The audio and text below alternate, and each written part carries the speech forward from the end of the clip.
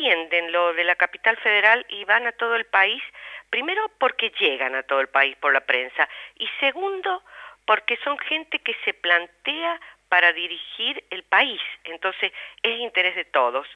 Cuando López le pregunta si los maestros que han sido separados de sus funciones habituales y para los cuales han entrado con todos los requisitos que corresponde para que así sea, ¿no? Pueden volver a las aulas y le dice que han sido separados por haber criticado, entre comillas, a través de una dramatización, a el gobierno de Buenos Aires, el gobierno de la educación de Buenos Aires, de la Cava, perdón. Él dice, los eché. ¿Cómo los eché? ¿De qué se trata esto? ¿Es el patrón? Patrón, además, que no respeta las leyes, porque si se respetan las leyes del trabajo no se puede echar hacia una persona, ¿no? Y en el ámbito de la educación no se echa. Hay ámbitos perfectamente claros por los cuales debe atravesar una persona si se comprueba que ha cometido algún acto que daña, digamos, a la institución o que no está en condiciones por alguna razón de ejercer la función, ¿no? Pero esto los eché, o sea, tengo poder y los echo. Me criticaron y los echo. Por supuesto que no dice eso. Dice que utilizaron a los niños. No muestra cómo utilizaron a los niños. Además, otra de las cosas gravísimas es cómo se esconde la información, que también es una violencia terrible, porque la maestra que ayer estuvo en 678 no aparece en el video de la dramatización, pero sí es una militante por la educación pública. Cómo se los cita, es decir, cómo se los violenta de manera realmente violatoria de la ley y del más elemental respeto ciudadano, ¿no? Y esto me parece importante señalar que en esta descalificación, que también se refiere, por ejemplo, por parte de la Nata, Guinness y muchos otros periodistas, convierten al otro en peligroso. Lo comparan con las juventudes hitlerianas, ya no vamos a tocar el tema porque ha sido ampliamente tocado y es inadmisible. Los convierten en manipuladores o manipulados o manipulables, pero nunca con personas con capacidad de pensamiento y de decisión. Y en esto es sumamente grave porque eso de lo peligroso, por ejemplo, o de que ponen en riesgo, en el caso de la maestra o en el caso de los chicos que van a hacer una acción solidaria o tanto en lo pedagógico como en la infraestructura, por ejemplo, o el equipamiento de una escuela, los convierten en posibles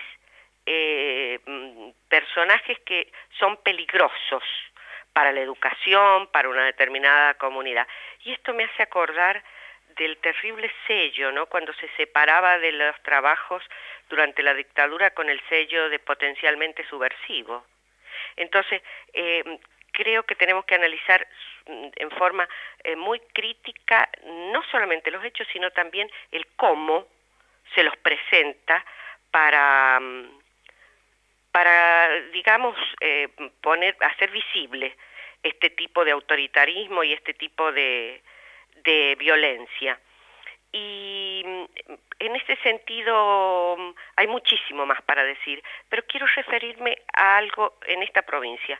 No solo también a las críticas al accionar de la Cámpora, no cuando la iglesia va y promueve en una escuela pública, pregunta a quién quiere hacer la comunión, cuando aquel chico que no es católico se siente distinto y se mortifica, por ejemplo, eso no es irrumpir, eso no es crear un sentido, un significado determinado en una escuela pública.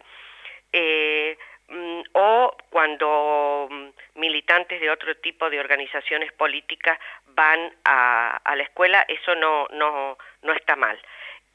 Yo lo que quiero decir es que en cuanto a lo religioso, creo que debe respetarse la laicidad.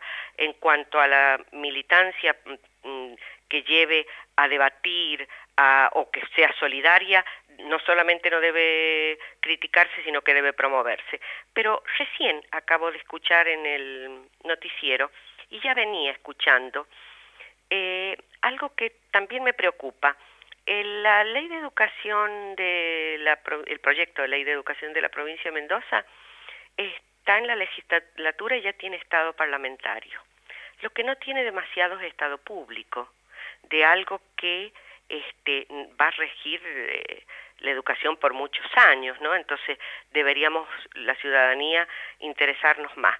Pero lo que quiero referirme es que en otra ocasión tocaré el tema porque hay mucho para decir, que el escasísimo estado público que toma es en puntos que son no solamente los centrales, como sería la laicidad, como sería que en algún artículo o en varios, en la letra de la ley, esté como la inclusión no sería solo declarativa, sino aquellos medidas, el financiamiento que haga posible que sea un resultado real y efectivo, de que aquel chico que se reinserta en la escuela o que es vulnerable o que tiene alguna capacidad diferente, realmente pueda permanecer en la escuela, progresar en la misma, terminar y seguirse capacitando, ¿no?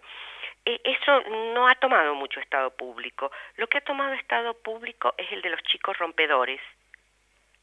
Otra violencia sobre si los chicos no son rompedores. Por ahí habrá, obviamente, como en todos los sectores, alguna cosa que es reprobable, ¿no es cierto?, que se dé en este sentido, pero toma estado público dentro de la ley de educación el que los chicos rompen y los papás deben pagar. No toma estado público el hecho de que quizás en estos casos haya que generar un sentido justamente a lo que significa un bien público o la reparación del mismo, sino que el que rompe paga. Y además la calificación, lo único que ponemos enfrente es que los chicos rompen.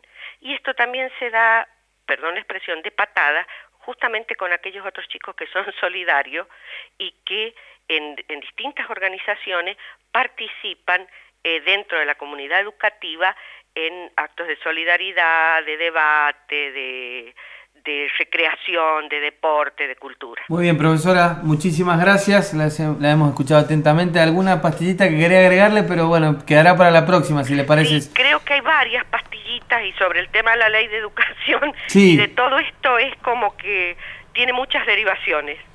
Muchísimas gracias.